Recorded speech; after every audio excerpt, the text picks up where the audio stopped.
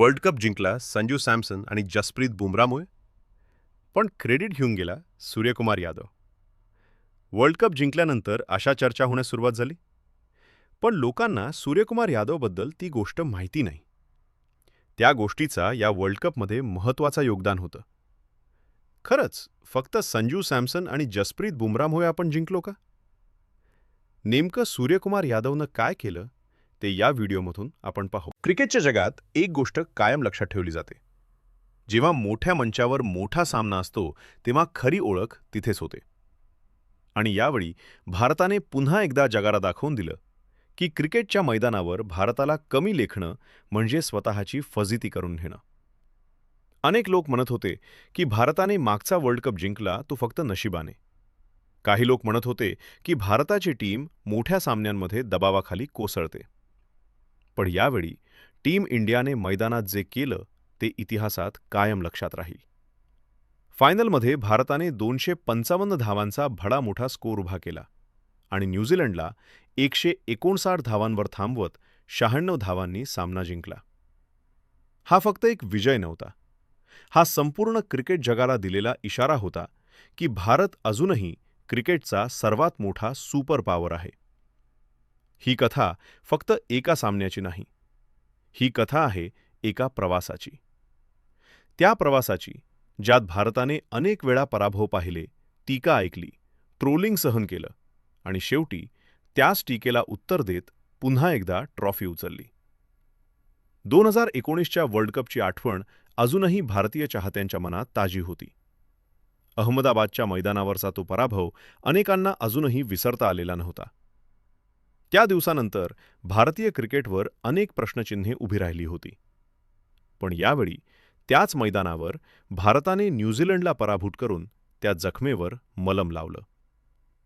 या संपूर्ण वर्ल्ड कपमध्ये अनेक हिरो होते, पण 2 नावं अशी होती ज्यांनी संपूर्ण स्पर्धेचा चेहरामोहरा बदलून टाकला. संजू सॅमसन आणि जसप्रीत बुमरा. संजू सॅमसनने या स्पर्धेत जे केलं ते भारतीय क्रिकेट इतिहासात कायम लक्षात राहील. अनेक वर्षांपासून लोक म्हणत होते की संजू सॅमसनला योग्य संधी मिळत नाही. त्याच्याकडे प्रतिभा आहे, पण त्याला सातत्याने खेळण्याची संधी मिळत नाही. पण जेव्हा या वर्ल्ड कपमध्ये त्याला संधी मिळाली तेव्हा त्याने प्रत्येक सामन्यात स्वतःला सिद्ध केलं. 5 सामन्यात 321 धावा, जवळपास 200चा स्ट्राईक रेट आणि 3 नॉकआउट सामन्यांमध्ये अविश्वसनीय खेळी. वेस्ट इंडिज विरुद्ध 97 धावा, इंग्लंड विरुद्ध 89 आणि फायनलमध्ये न्यूझीलंड विरुद्ध 89. 3 वेळा शतकाच्या अगदी जवळ पोहोचूनही त्याने स्वतःचा विक्रम बाजूला ठेवला आणि टीमसाठी खेळला. त्याच्या फलंदाजीत एक वेगळी परिपक्वता दिसत होती. प्रत्येक शॉट विचारपूर्वक खेळला जात होता. त्याला माहीत होतं की हा फक्त त्याचा सामना नाही, हा संपूर्ण देशाचा सामना आहे. संजू सॅमसनच्या या कामगिरीमुळे अनेक टीकाकारांची तोंडं बंद झाली. ज्यांनी वर्षानुवर्ष त्याच्यावर टीका केली होती त्यांनाही मान्य करावं लागलं की हा खेळाडू खरोखर मोठ्या मंचासाठी बनलेला आहे.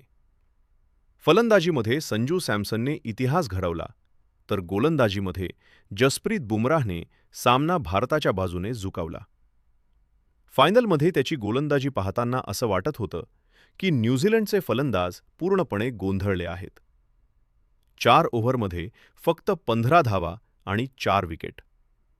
हा आकडा स्वतःच त्याच्या कामगिरीची कथा सांगतो. 2016 मध्ये बुमरा भारतीय टीममध्ये आला आणि त्यानंतर जगभरातील फलंदाजांसाठी तो एक भयानक स्वप्न बनला. त्याची यॉर्कर, त्याचा अचूक लाईन लेंथ आणि दबावाच्या क्षणी विकेट घेण्याची क्षमता ही त्याची सर्वात मोठी ताकद आहे. या फायनलमध्येही त्याने सुरुवातीपासूनच न्यूझीलंडचा कणा मोडून काढला. या वर्ल्ड कपमध्ये भारतासाठी आणखी एक मोठा हिरो ठरला ईशान किशन. त्याची निवड शेवटच्या क्षणी झाली होती, पण त्याने संधीचं सोनं केलं. पाकिस्तान विरुद्ध त्याने 77 धावांची मॅच विनिंग खेळी केली. सेमीफायनलमध्ये 39 आणि फायनलमध्ये 54 धावांची आक्रमक खेळी करत त्याने भारताला मजबूत स्थितीत नेलं. त्याचा स्ट्राईक रेट जवळपास 193 होता आणि संपूर्ण स्पर्धेत त्याने 300पेक्षा जास्त धावा केल्या. अभिषेक शर्माने फायनलमध्ये दिलेली सुरुवातही तितकीच महत्त्वाची होती. त्याने 21 चेंडूत 52 धावा करत न्यूझीलंडच्या गोलंदाजांवर सुरुवातीपासूनच दबाव आणला. पहिल्या 6 ओव्हरमध्ये भारताने 90 धावा केल्या आणि तिथेच सामना भारताच्या बाजूने झुकायला सुरुवात झाली. पण या सामन्यात एक खेळाडू असा होता ज्याचं नाव कदाचित जास्त चर्चेत येणार नाही, शिवम दुबे. शेवटच्या ओव्हरमध्ये त्यानं 8 चेंडूत 26 धावा ठोकल्या.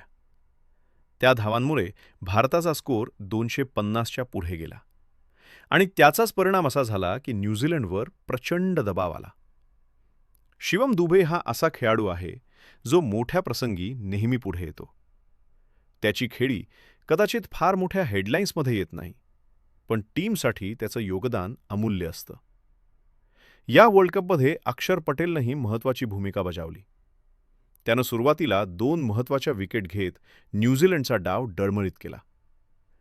न्यूझीलंडच्या फलंदाजांनी थोडा प्रयत्न केला, पण भारतीय गोलंदाजांसमोर ते जास्त काळ टिकू शकले नाहीत. न्यूझीलंड ही अशी टीम आहे जी मोठ्या स्पर्धांमध्ये फायनलपर्यंत पोहोचते, पण ट्रॉफी जिंकण्यात अनेकदा अपयशी ठरते. 2015चा वर्ल्ड कप फायनल, 2019चा final, 2021 T20 final, 2025 champions trophy आणि आता 2026 T20 फायनल. यामुळे अनेक लोक त्यांना चोकर म्हणतात. या वर्ल्ड कपमध्ये भारताचा कर्णधार होता सूर्यकुमार यादव. आणि त्याच्याबद्दल बोलायचं झालं तर एक गोष्ट स्पष्टपणे सांगावी लागेल. या स्पर्धेत त्याचा वैयक्तिक फॉर्म फार चांगला नव्हता. काही सामन्यांमध्ये तो लवकर बाद झाला. त्याच्या फलंदाजीवर अनेक प्रश्न उपस्थित झाले. अनेक लोक म्हणत होते की सूर्यकुमार यादव मोठ्या स्पर्धेत का अपयशी ठरतो.